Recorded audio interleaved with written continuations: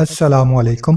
امرو عیار اور سمندری ملکہ رات اپنے دشوار گزار پر پھیلائے ہوئے تھی، جہاں سورج کی تمازت دن بھر زمین کو تپاتی اور پھر رات میں ریت سے نکلنے والی حرارت فضا کو خنک ہونے سے روکے رکھتی۔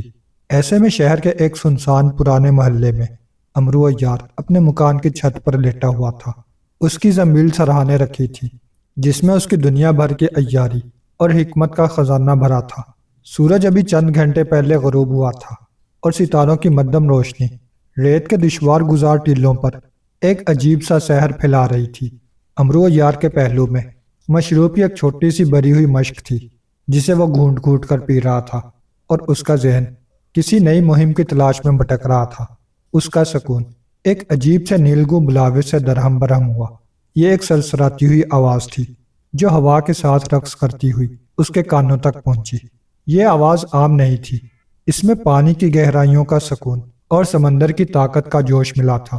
یہ سرسراہٹ اس کے ذہن میں کسی گیت کی دھن کی طرح گونجی، جس میں الفاظ نہیں تھے مگر اشارہ تھا، گہرائیوں کا، دور سمندروں کا۔ امرو عیار نے چونک کر آنکھیں کھول دیں۔ وہ اپنی عیاری کی وجہ سے ہر قسم کے فریب اور طلسم سے واقف تھا، لیکن یہ بلاوا مختلف تھا۔ اس میں کوئی برا ارادہ نہیں تھا، بلکہ ایک گہری پکار تھی، ایک ایسی پکار جو اس کے اندر کے لالچی اور مہم جو عیار کو اپنی طرف کھینچ رہی تھی۔ اس کے جسم میں ایک جھنجھناہٹ دوڑ گئی اور اس کے دل میں ایک نیا تجسس پیدا ہوا۔ یہ کس کا بلاوا ہے؟ اس نے خود سے سرگوشی کی۔ اگلی صبح شہر میں ایک عجیب سی خبر پھیل گئی۔ مشرق کے کنارے پر واقع سمندر سے مچھیروں کے بیڑے واپس آ رہے تھے۔ ان کے چہرے خوف سے سونے تھے اور ان کی کشتیوں میں کوئی مچھلی نہیں تھی۔ سمندر میں کوئی ہے، ایک مچھیرے نے کانپتی آواز میں بتایا، ایک عجیب سی طاقت، وہ ہمیں اندر نہیں جانے دیتی۔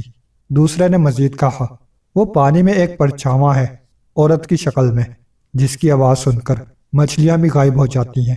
سردار امیر کے دربار میں بھی اسی خبر پر بحث ہو رہی تھی۔ شہر کے مچھیرے روزی روٹی سے محروم ہو رہے تھے اور سمندری تجارت بھی ٹھپ ہو رہی تھی۔ سردار امیر، جو اپنی رعایا کا درد دل سے محسوس کرتے تھے، تشویش میں تھے۔ امرو عیار بھی دربار میں موجود تھا۔ اس کے چہرے پر سنجیدگی تھی، مگر اندر ہی اندر وہ اس نیلگوں بلاوے اور سمندر کی عورت کے ملاپ پر غور کر رہا تھا۔ سردار امیر نے کہا، امرو، یہ مسئلہ سنگین ہے۔ سمندر سے ہمیں رزق ملتا ہے اور اب وہ ہمیں رسوا کر رہا ہے۔ ہمارے بہترین غوطہ خور بھی گہرائیوں میں جانے سے ڈرتے ہیں۔ امرو عیار نے اپنی عیارانہ نظروں سے سردار کو دیکھا اور پھر ایک ہلکی سی مسکراہٹ اس کے ہونٹوں پر پھیل گئی۔ اس کا لالچ اس کی رگ رگ میں دوڑ گیا۔ یا امیر، یہ معاملہ ایسا ہے جو صرف میری عیاری ہی سلجھا سکتی ہے، لیکن آپ جانتے ہیں کہ ایسے خطرات کا مول کیا ہوتا ہے۔ سردار امیر، جو امرو کی لالچی طبیعت سے واقف تھے، مسکرا دیے۔ ہاں امرو، میں جانتا ہوں تمہاری قیمت کیا ہے۔ اگر تم اس مسئلے کو سلجھا دو تو تمہیں 10,000 دینار اور 10 بہترین ہیرے ملیں گے۔ امرو نے سر ہلایا، لیکن اس کی آنکھوں میں مزید کچھ پانے کی چمک تھی۔ یا امیر، یہ تو بہت معمولی انعام ہے۔ سمندر کی گہرائیاں موت کا کنواں ہیں۔ میں اپنی عیاری اور زنبیل کی طاقت سے آپ کی خدمت کروں گا، لیکن میرا معاوضہ 2 گنا ہوگا، 20,000 دینار اور 20 ہیرے۔ اور ہاں، اگر کوئی قیمتی چیز سمندر سے ملی تو وہ ساری میری ہوگی۔ امیر حمزہ ہنس دیے، کیونکہ وہ امرو کی اس طبیعت سے مانوس تھے۔ ٹھیک ہے امرو، میں تمہاری شرطیں مانتا ہوں، لیکن ایک شرط میری بھی ہے۔ اس مہم میں کوئی معصوم جان خطرے میں نہ پڑے۔ امرو عیار نے سر جھکایا۔ یا امیر، میں آپ کی رعایا کا خیال رکھوں گا اور کسی بے گناہ کو نقصان نہیں پہنچے گا۔ اسی رات جب سورج ایک بار پھر مغرب کی گہرائیوں میں ڈوب گیا، امرو عیار سمندر کے کنارے پر پہنچا۔ اس نے اپنی زنبیل کو کاندھے پر ٹھیک کیا اور اس کی نظریں اندیکھی گہرائیوں کی طرف جمی تھیں۔ وہی نیلگوں بلاوا اب زیادہ واضح تھا، جیسے پانی کے اندر سے کوئی اسے اپنی طرف کھینچ رہا ہو۔ اس کے دل میں لالچ اور تجسس کا ایک عجیب ملاپ تھا، جو اسے اس پراسرار مہم میں مزید آگے بڑھنے کی ترغیب دے رہا تھا۔ امرو نے ایک لمبی سانس لی اور اپنی زنبیل سے ایک خاص قسم کا ہوا کا غلاف نکالا۔ یہ غلاف اسے سمندر کی گہرائیوں میں سانس لینے میں مدد کرتا تھا۔ وہ بغیر کسی خوف کے سمندر کے ٹھنڈے گہرے پانی میں کود پڑا۔ اس کی نظریں اس سرسراتی آواز کے سرچشمے پر ٹکی تھیں، جو اسے ایک نئی دنیا، ایک نئی طلسم اور شاید ایک نئے خزانے کی طرف لے جا رہی تھی۔ سمندر کی سطح اس کے پیچھے ہموار ہو گئی اور امرو عیار اپنی تمام تر عیاری اور لالچ کے ساتھ نیلگو گہرائیوں میں غائب ہو گیا۔ سمندر کی سطح پر ایک لمحے کے لیے خاموشی چھا گئی، پھر ٹھنڈی نیلگو گہرائیوں نے امرو عیار کو اپنی آغوش میں لے لیا۔ ہوا کا غلاف اس کے گرد ایک شفاف بلبلے کی صورت میں پھیل چکا تھا، جس کے اندر وہ عام خشکی کی طرح سانس لے رہا تھا۔ گرد و پیش کی دنیا ایک دم بدل گئی۔ اوپر کی تیز روشنی ایک مدھم نیلے نور میں ڈال گئی تھی اور اس کی نظروں کے سامنے سمندر کی وہ پراسرار دنیا تھی جس کے بارے میں صرف کہانیاں سنی تھی۔ اس کے گرد مچھلیوں کے جھنڈ رقص کر رہے تھے، جن کے رنگ ایسے تھے جیسے کسی نے سیارے کے سارے رنگ جمع کر کے سمندر میں بکھیر دیے ہوں۔ سمندری گھاس کے طویل سلسلے نرمی سے جھول رہے تھے اور ان کے بیچ سے ایک دور دراز پکار مسلسل اسے اپنی طرف کھینچ رہی تھی۔ یہی وہ بلاوا تھا جس نے اسے یہاں تک پہنچایا تھا۔ امرو عیار کی نظریں تیز تھیں۔ اس نے اپنی زمین سے ایک چھوٹی سی چمکدار رہنمائی کی مچھلی نکال لی۔ یہ ایک جادوئی مچھلی تھی جو سمندر کی گہرائیوں میں راستہ ڈھونڈنے میں مدد کرتی تھی۔ مچھلی نے ایک ہلکی سی چمک کے ساتھ ایک سمت کا اشارہ کیا اور امرو اس کے پیچھے ہو لیا۔ جیسے جیسے وہ مزید گہرائی میں اترتا گیا، سمندری مخلوقات اور زیادہ عجیب و غریب ہونے لگیں۔ کچھ مچھلیاں ایسی تھیں جن کے سروں پر روشنیاں جل رہی تھیں، اور کچھ ایسے کیڑے مکوڑے تھے جو ریت میں گھس کر ایک دم غائب ہو جاتے تھے۔ سمندر کا فرش اب ایک پتھریلی وادی میں بدل چکا تھا، جہاں چٹانوں کے بیچ میں غاروں کے دہانے نظر آ رہے تھے۔ پھر اس کی نظر ایک عظیم الشان چٹان پر پڑی جو باقی سب سے بلند تھی۔ اس چٹان کے عین بیچ ایک بہت بڑا دروازہ کھلا ہوا تھا، جس کے اندر سے نیلگو روشنی پھوٹ رہی تھی۔ یہ روشنی سمندر کے تمام نیلے رنگوں کو اپنے اندر سمائے ہوئے تھی، اور اسی دروازے سے وہ پکار، وہ بلاوا زیادہ واضح ہو رہا تھا۔ دروازے کے پاس پہنچتے ہی امرو عیار کے ہوش اڑ گئے۔ یہ کوئی معمولی دروازہ نہیں تھا، یہ مکمل طور پر چمکتے ہوئے ہیروں سے بنا ہوا تھا، اور اس پر سمندری مخلوقات کے نقش بنے تھے جو دکھنے میں زندہ لگتے تھے۔ دروازے کے ارد گرد رنگ برنگے مونگے اور موتی چمک رہے تھے، اور ان کے بیچ میں ایک خوبصورت عورت کا مجسمہ تھا جو سمندری گھاس سے بنا تھا۔ یہ مجسمہ ایک مسکراتی ہوئی لیکن پراسرار شکل لیے ہوئے تھا۔ اسی مجسمے سے وہ بلاوا نکل رہا تھا۔ امرو عیار اپنی عیارانہ طبیعت کی وجہ سے خوبصورتی میں چھپے فریب سے خوب واقف تھا۔ اسے لگا کہ یہ اتنی شان و شوکت اور اتنی خوبصورتی کسی نہ کسی خطرے کی نشانی ہے۔ اس نے اپنی ضمیل سے چھپی حقیقتوں کا آئینہ نکالا۔ یہ آئینہ کسی بھی طلسمی خوبصورتی کے پیچھے چھپی اصلیت کو ظاہر کرتا تھا۔ جب اس نے آئینہ مجسمے کی طرف کیا تو مجسمہ ایک لمحے کے لیے لرزا، اور اس کی خوبصورت مسکراہٹ ایک شیطانی ہنسی میں بدل گئی۔ اس کے جسم سے گہرا نیلا دھواں نکلنے لگا جو سمندری پانی میں گھلتے ہی خوفناک شکلیں اختیار کرنے لگا۔ امرو عیار اس اچانک تبدیلی کے لیے پہلے سے تیار تھا۔ وہ جانتا تھا کہ یہ بلاوا کسی بلا کا ہے۔ پھر اس مجسمے کی آنکھوں سے نیلے رنگ کی لہریں نکلی اور وہ مجسمہ دھیرے دھیرے حرکت میں آ گیا۔ سمندری گھاس سے بنے اس کے ہاتھ بلند ہوئے، اور اس کی آواز جو پہلے پراسرار بلاوا تھی اب ایک تیز اور غضبناک چیخ میں بدل گئی۔ کس نے جرأت کی میرے محل کی حدود میں داخل ہونے کی؟ کس نے میری مملکت کے راز کو پامال کرنے کی ہمت کی؟ اس کی آواز سن کر سمندر کا پانی لرز اٹھا اور ارد گرد کی مچھلیاں خوف سے تیزی سے دور بھاگ گئیں۔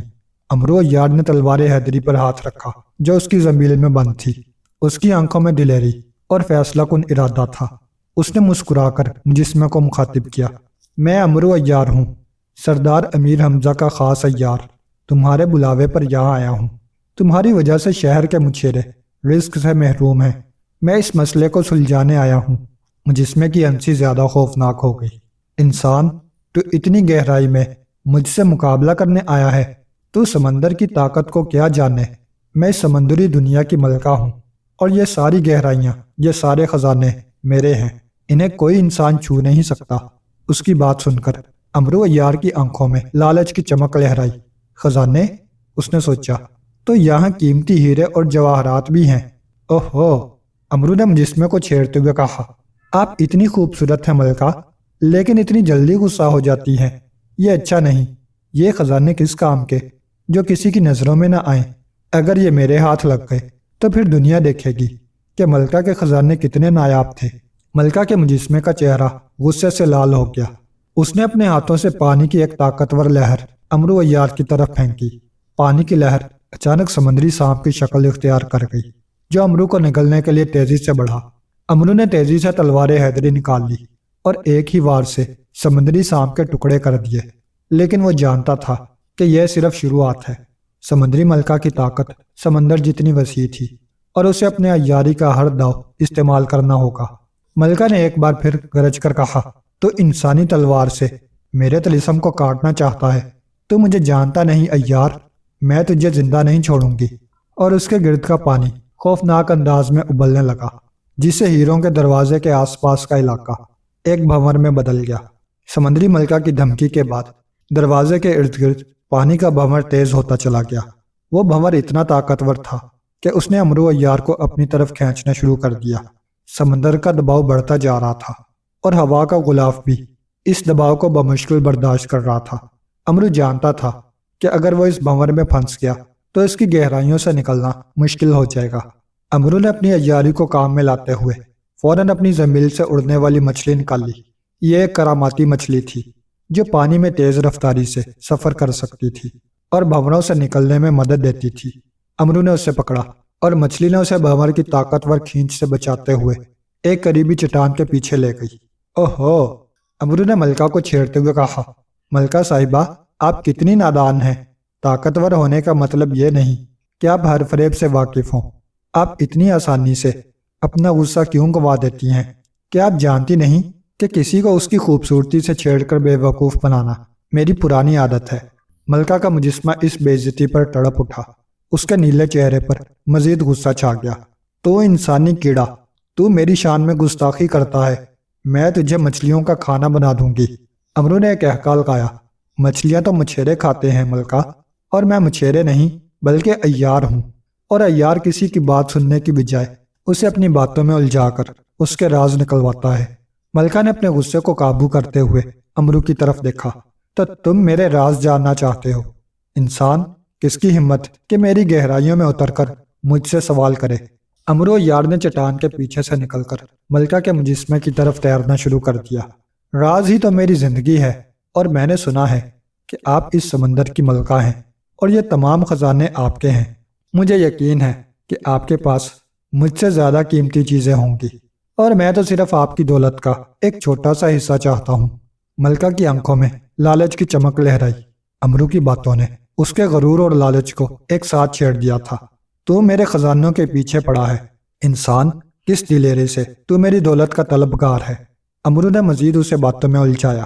بھلا اتنی خوبصورت اور دولت مند ملکہ کسی بیچارے عیار کی اتنی سی خواہش کیسے رد کر سکتی ہے؟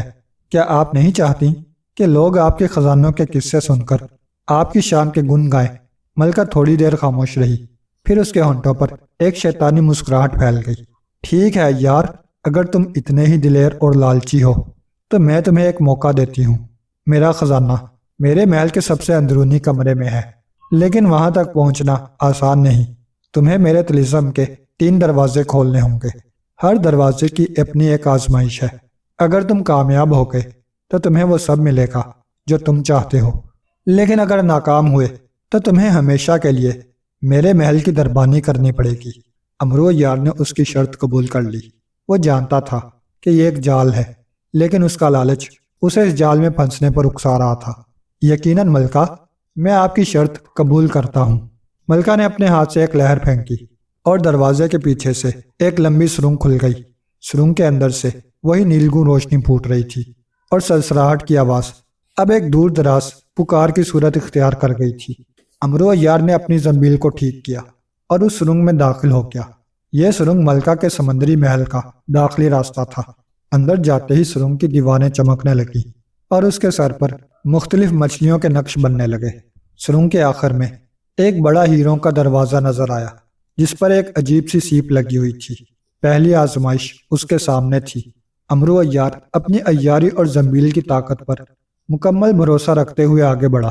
وہ جانتا تھا کہ ملکہ اسے آسانی سے خزانہ نہیں دے گی، لیکن اس کا لالچ بھی اسے کسی حال میں پیچھے ہٹنے نہیں دے رہا تھا۔